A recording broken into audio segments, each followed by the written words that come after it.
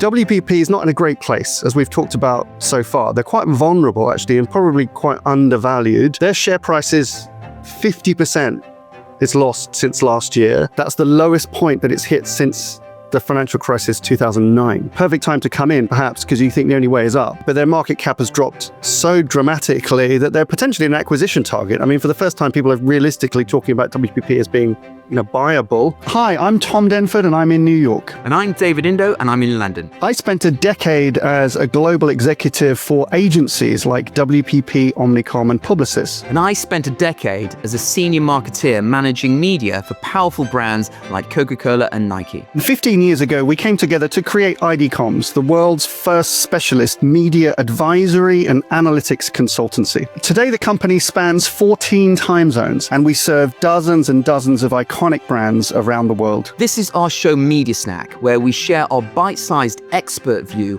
on how procurement and marketing leaders are winning in media today. We appreciate you tuning in and we're excited to dive into today's show. Hello everyone, welcome back to another episode of Media Snack. Now, we've got to touch on a very big story that you're all very aware of because we've been talking about it for a couple of months. But Cindy Rose just recently started her new tenure as the first female CEO of WPP. Is that significant? Yes, potentially. She's also the first female of any holding company as a CEO. So I think a kind of landmark, we should say. She is coming from the tech background, previously at Microsoft, and we'll dig into a little bit of her history, and then we're kind of looking at really what the tasks are ahead, and not just for her role, but for WPP as a whole. We've made some predictions on what we're going to think is going to happen to WPP over the next 5 years. So is this a risky move for WPP? There's certainly a gamble bringing an outsider in. Can a tech CEO save WPP? Let's find out. So, David, what's going on?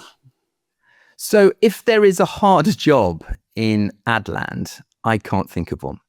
So Cindy Rose has been appointed, has just started as the CEO of WPP. She is the third CEO of WPP. They've only had three. Mark Reed, who will be there probably until the end of the year, officially kind of left that post at the end of the summer, and she's joined. She comes with a fairly impressive CV. So she's been a long-time client. She's worked at Virgin. She's worked at Disney. She was recently a very senior operating leader at Microsoft. But interestingly, she was also been a board member of WPP since 2019, I think. So she understands the challenges of WPP, the strategies that perhaps have worked, those that haven't worked. And she's obviously supported and influenced Mark Reed as he kind of tried to navigate the challenges that he had in his time, in his tenure. But so she comes with a formidable reputation. She's a transformational expert. She's a tech guru. Is that going to be enough? Who knows, right? And she's still to lay out her vision for WPP. They've just had a town hall where lots of questions are being kind of asked. And so I think the strategy is still formulating itself, but lots of people are speculating. Yeah. But as I said, if there is a tougher job in Adland, I don't know what it is. Yeah. It's really exciting. It's great. And as I mentioned at the beginning, I mean, some people say it's really relevant. Some people say, why should we mention that she's the first female CEO of a holding company? I think it's really exciting because you remember those photos of like the 6 holding company CEOs when they were like when it's like Michael Roth and Sorrell and Morris Levy, and they were all kind of on the steps at Cannes, all kind of arms around each other. And you thought it's a bit of a boys' club. Do you know what I mean? I mean, it's who knows what goes on there. So I think great. So she's a very, very experienced and certainly very competent CEO in that role. And brings really interesting, perfect hire, potentially perfect hire. What I really love is the stuff that she's already just put out, not so much publicly, but she's releasing internally, and of course it's getting leaked out to the world. It's just very approachable. She's not overdone. She's not over-scripted. She came across very natural in her kind of first initial address to WPP employees. I think it's probably reassured quite a lot of people. So, however, let's think about the task ahead, not just for her, but for the company, what she's walking into. WPP is not in a great place, as we've talked about so far. They're quite vulnerable, actually, and probably quite undervalued. Their share price is 50%. It's lost since last year. And that's the lowest point that it's hit since the financial crisis 2009. So, perfect time to come in, perhaps, because you think the only way is up. But their market cap has dropped so dramatically that they're potentially an acquisition target. I mean, for the first time, people are realistically talking about WPP as being, buyable. So anyway, only way is up. They've issued a profit warning just ahead of her entrance, which is probably quite good. Get all the bad news out of the way. They've suffered some significant losses, which have been well reported. We've talked about those in Coca-Cola and Mars and others. They did recently pick up the MasterCard global business, but actually in media terms, that's very, very little spend, surprisingly little in terms of money passed through, but maybe very valuable from a data perspective. And analysts are kind of downgrading WPP rapidly. The market's not yet reacting particularly to Cindy's appointment or her impression on the business just yet. So certainly some skepticism from the markets, which are quite a good indicator of, they study these things very, very carefully from a financial and numbers perspective, whereas we have a bit more of the nuance. We speak to a lot of analysts because often we have kind of insider perspective on the nuance of actually what's going on, how people feel. But generally a positive moment, I think. They're laying off a lot of people. So there's a bit of a shedding of good talent going on. A lot of management layers being resolved, particularly in the media side. We've seen within WPP Media under the kind of new leadership of Brian Lesser, or relatively recent new leadership of Brian, management being replaced by automation, which is probably the right way to go, although it's making very tricky conditions, obviously, on the job market. And what do you think about the competition? What's their context of what she's stepping into? Well, I think, the other thing that is worth noting is that they're carrying an enormous amount of debt. Their net debt position is 3.4 billion. That's double the leverage of Publicis. So they're carrying an enormous amount. So their market capitalization is 4 billion. Their net kind of their net position in terms of debt is 3.5 billion. Yeah. So that's the sort of challenge. So there's I think there's two things. She needs to stabilize the business, and in as you rightly said, they're struggling in terms of growth. They've actually posted declining kind of growth figures. Yet you look at Publicis and Omnicom, the two other big players within their kind of ecosystem, within WPP's ecosystem, and they're growing. Yeah. Even with the distraction of the acquisition that Omnicom are doing with IPG. Yeah. So they must be rubbing their hands. With 7,000 redundancies made within the WPP resource portfolio, more and more resources being scooped up by the other two big holding companies. And there's still a very buoyant market in place. There's still a lot of companies that have been provoked or inspired by the confusion in the marketplace to either go to renegotiation or go to competitive tender. Yeah. And until Cindy Rose is able to stabilize the business, I think that degree of uncertainty within their client base will continue. Yeah. Agree. One advantage we've discussed a bit on Media Snack and between the two of us is the good thing about coming in at that lowest possible position. I mean, hopefully they don't suffer any more catastrophic losses as a business, because the market, and we need WPP to be a kind of good, strong, vibrant group. But the good advantage is that she kind of has a mandate, an opportunity to really drive transformational change in the business, something which it's really struggled with in previous leadership, to take it from what it was when Martin Sorrell left, and Mark Reed, I think, as we've kind of concluded, did a good job, bureaucratically, if you like, kind of running the business, but maybe took too long to rationalize and transform the business.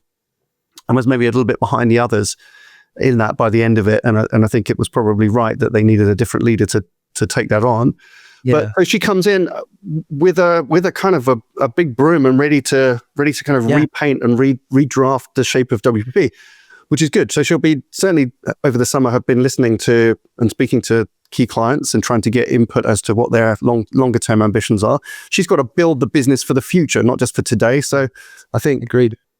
Everybody will give her, time and patience. It's not going to be a kind of radical change in this business, but things are, we're all impatient, and we want to see positive signs. I think the first thing is probably energy, which is kind of the thing that she brings, which is going to be very different from the previous legacy and so different to the other holding companies. Yeah, I agree. I also think that her expertise and capabilities in terms of operational change will really benefit WPP, because what they've struggled for years is breaking down the silos. Where publicists have been so successful is through that philosophy, through that approach of the power of one. And they've really worked that narrative, and they've made that a highly successful kind of asset for them. WPP have struggled with that. And I think with her operational brilliance, excellence, experience, to come in and streamline the silos that perhaps exist may make that far more palatable and easier to navigate for many advertisers. But you talked about clients, and we're going to reference clients more in a minute.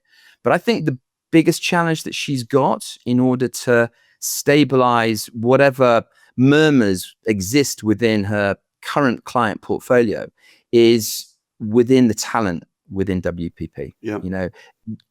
Clients will listen to Cindy when she's talking to them about the vision, but what really matters to them are the people that are managing their account. And morale is low. I think that would be fair to say within WPP at the moment. And so she needs to make sure that the people within WPP, the people that matter, the people that make a difference within those client accounts, feel inspired and feel as though they're invested in the future of WPP. So that will be really, really important for her to establish. Agree. That's kind of the first job. I mean, again, we're not giving advice here. I think I'm pleased that we did, but we kind of overstepped the mark when Mark Reed came in, and we really kind of wrote a playbook, and we said, here's what we should do. And actually we were right, because we said the biggest challenge there is to divide lines of business and kind of merge some of the silos and the brands together, because it was incredibly kind of fragmented and siloed, and give different parts of the business kind of roles to play. And that was good. I think he did a lot of that, actually, which is good. It just took a long time. It took 7 years to do it. It should have taken 2 or 3. It's hard to really know. I think Cindy Rose brings such a different expertise into this business from a kind of an adjacent space of technological transformation. We got some funny comments back when we did a previous episode, which we'll link to, which is our kind of Red Ocean episode, which has become known as the Red Ocean episode, where we talked about how all these agencies are in shark-infested waters, and it's a kind of battle for survival. And a few comments said, you didn't talk enough about AI. So we're like, well, in our view, it's all built in. We don't need to kind of keep talking about different AI capabilities. That's probably going too deep. Certainly for a media snack, it's some other work that we do in terms of analysis for advertisers and reporting that we do. But so to keep you all happy, let's talk about AI for a second. We try and make a point of really not making AI the reason for everything, because this is still a human business, as a people business, and a human decision-making business. And the tools that we use are just facilitating that to make it faster, better, and or cheaper for the advertiser. But she brings some real knowledge of that. And so if you think AI is transforming the agency world, of course, yes, it is, in lots and lots of different ways. Her real base knowledge, deep understanding of technological impact from her time at Microsoft and others, and the fact that she sat on the board, she must be able to see what the opportunity is. And so I think that brings not only obviously technology into the business, which should bring them, faster, better, cheaper. It should bring them margin, loyalty, efficiency, speed to market, all the things, agility, all the things that advertisers generally want from that. but also I think it will encourage her to think maybe about a slightly different revenue model. That's what I'm quite excited about, is coming from brands, coming from a tech business. Does it make you think, oh, well, why are we selling people for time and materials? Why are we selling people's time? Do you know what I mean? Like, okay, maybe we have these amazing platform businesses. Why couldn't we license them out? Why couldn't we be a subscription business? Be platform as product businesses, which I can hear from other agency groups. She may be able to kind of leapfrog, right? If you remember, we've used that word a few times about WPP. It's time to leapfrog. And then we were delighted because Mark Reed said that in a WPP AGM. He was like, it's time for WPP to leapfrog the others. We said, yes, exactly. That's the strategy. She's got to paint that picture. Where are we going to land when we leapfrog all the others? So it's a great reinvention of what the agency business is going to be. So you want to gather, your top 100 CMOs in the world, figure out where they want to be in 3 or 4 or 5 years, and then accelerate and invest in designing that. That's quite exciting. Is it going to look like a big conglomerate company with thousands and thousands of people around the world in big shiny office buildings in metropolitan downtown? Doubt it. It's going to become the agency business that we've been talking about for years, which is outsourced, offshored, data driven, superstar talent, mobile, agile, all those lovely things. vision. I mean, you're getting me excited. I might want to go back onto the brand side and try and enjoy a little bit of that. That's a wonderful vision. A future agency operating structure model that fulfills the needs of progressive advertisers. I love that. The flip side of that is that she may not be given the mandate to do that. She may just be, packaging up WPP for a sale in the next couple of years. I hope it's the former. I hope she's got a wonderful, sharp blueprint for change that will shake up the agency marketing services ecosystem and, make advertisers excited about working with their agencies again. Yeah. That's what I hope. Yeah. Listen, I'm right there with the skepticism, because I know I can get carried away with the optimism. There are loads of barriers in the way of that.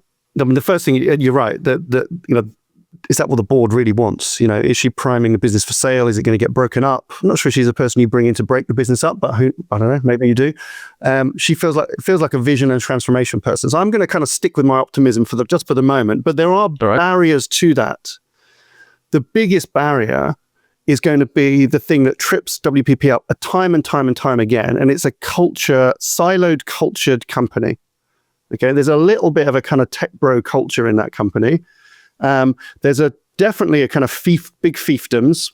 We've worked for these companies, all the different holding companies over the years, and we kind of keep close to them these days.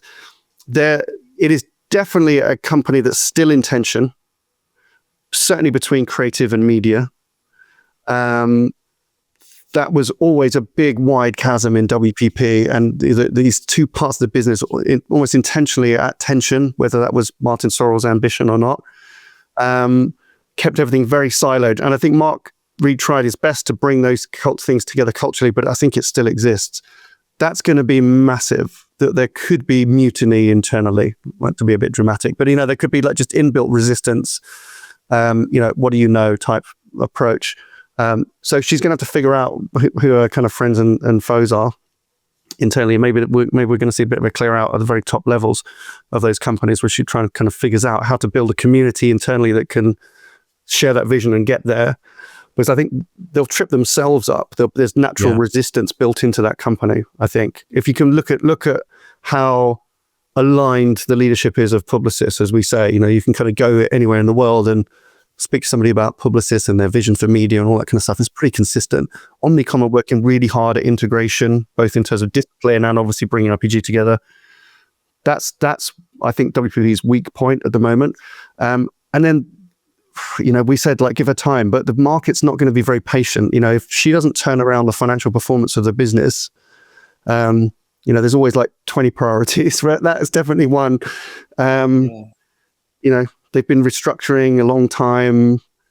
There's constant change there. I mean, how much stamina do the people have there? to go on this journey, another change at WPP, another restructure, another vision, another, they haven't really landed it. So that I think there's it's like a resistor, sort of resistance internally. She's got to somehow crack open. And I think it's just going to be, as we said before they hired Cindy Rose, and we were talking about potential WPP CEOs, we were like, it's got to be just someone with like magical charisma, in the way that, Artur operates at Publicis. You're just going to you need someone with superstar charisma. Yeah. And I hope she's got that and really brings that, because maybe it can really ignite that company again. Yeah, you're right. And I think you're absolutely right. The challenge she's got is they're going to give her time. The problem that Mark Reed always had was that he was never able to showcase growth. And that was a massive hurdle. What I think Cindy Rose really, really needs is a platform of success with a couple of early wins. I mean, she was very good at socializing the MasterCard win, quite rightly so. A couple of those, and you're ahead of the run rate. That's what you need, and just a little bit of breathing space, and then let's see what she can do. Yeah, very good. The one other small barrier maybe in her way, we'll flash it up, a little screenshot. Same day Cindy Rose started, another high-profile media leader started their new job, and that's Dimitri Makes, who's just joined as marketing discipline leader at Accenture. He joins from IPG. If you remember, we've talked about him on previous Media Snacks. Definitely one to watch. He's going to be really a very key decision maker, if not the major influencer on whether Accenture really step into media agency services, right? Do they go full service? Do they come and buy Cindy Rose's company? He's going to be a kind of driver of that. He could be he's a very nice guy. So we like Dimitri, but I mean, he's kind of going to be a bit of a nemesis, I think, for Cindy Rose. She's going to be a huge influence on her success as WPP, one way or another. So really interesting. Both of them start at the same time. Let's see where they go. Game on. Right. So, okay, let's just quickly switch to the really important thing, which is like our advice to advertisers. So we've been spending the summer talking to loads of brands about, okay, what's the future of WPP? What should we be doing? What, in your quick summary, has been our advice to advertisers so far? Well, I think there's two things. I think this is a wonderful opportunity. In fact, the marketplace at the moment provides two wonderful opportunities for advertisers. The first is to redefine or refine their operating model. Okay, the old way of doing things is rapidly changing. Let's advertisers think about what are really important elements within their media portfolio that they want to manage internally and that they want to continue to manage externally. So understand what the right operating model is for your business now, but also for the next 3 years, and use this change in the marketplace, this catalyst in the marketplace, as a brilliant opportunity to go and challenge WPP, Publicis, Omnicom with what they can offer in regards to that blueprint.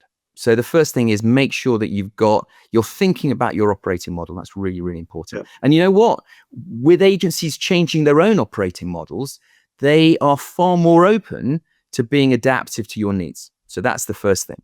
And then the second thing, it's an obvious thing, and this is not about being opportunist. This is about being, I think, commercially smart, this is an opportunity for you to recalibrate your terms with whichever agency you use, okay? You may not want to go through a competitive tender, and that's absolutely fine, but make sure you lock in the right talent on the right terms, engineered in the right kind of way that focuses on your growth agenda and not the confusion within the agency. So those two things. Operating model, make sure you're future-proofing yourself, but also make sure that you're protected by getting the right contractual terms and the right talent on your business that is going to help you navigate what is going to be a fairly dynamic couple of years. Yeah, agree. So lots of change. And just, quick call out on that is a lot of the advertisers that we've been talking to over the summer, the cheeky question often is, if we're going to renegotiate with WPP, should we do it before she arrives, or like should we wait till she comes in and then, you know? But I mean, that is, you got to kind of think about your kind of leverage position, and this is it. These are, you know, we facilitate and we negotiate contracts between very large advertisers and very large agencies, and these are just big companies, and these are contracts. These are negotiations. They're not a game. Big companies, big advertisers want the best terms, and that doesn't mean cheapest prices. They just want the greatest value. They want to get the most out of their agency. They want access to the best stuff. They want access to the best talent. They want the best ideas. They want the best tools, the future thinking. They want to be at the top table. They want to hang out with Cindy and know her vision, all these kind of things. These are the things that we negotiate again and again. And so, you know, very large enterprises coming to us to say, okay, what's the right time to do that? Should we start the process before she joins, or should we kind of give her a week, or, you know, what do we do? But now she's joined, she doesn't want to lose any clients. I mean, that's where she's got the market, so it could be very, very, very, you know, putting under a lot of scrutiny. She wants to keep existing clients very happy. So existing clients at WPP, we're starting to get a bit fidgety. You know, there'll be a little bit of renegotiation going on. So if you are an existing client of WPP, maybe we'll flash up our kind of matrix again. It just still works right now for this, which shows you, and we'll link back to an episode where we really talk about this in detail, because this applies right now. If you're an existing client of WPP and you're happy, great. Let's renegotiate some terms to make sure that you're part of that future vision, because this is really important. You know, don't be left behind. If you're a client of WPP and you're just generally not happy for some reason, or there's a reason why you need to tender that, this is quite a good time to do it, because WPP is going to be fighting pretty hard to keep their clients, and particularly Omnicom and Publicis will be fighting incredibly hard, maybe even Accenture, you know, to try and steal those away in those early, you know, those first few minutes of the match, you know, get an early goal. So you've got to bring a sport analogy in for you, mate, every time. You know, it's kickoff, game on.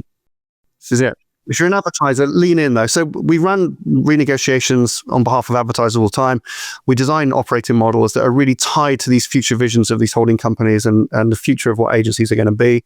So go to idcoms.com, find out more about that. We'd love to help you navigate all of this stuff. Cindy Rose, I'm generally really excited, because I'm desperate to hear what the vision is. You know, as soon as we know, you'll know.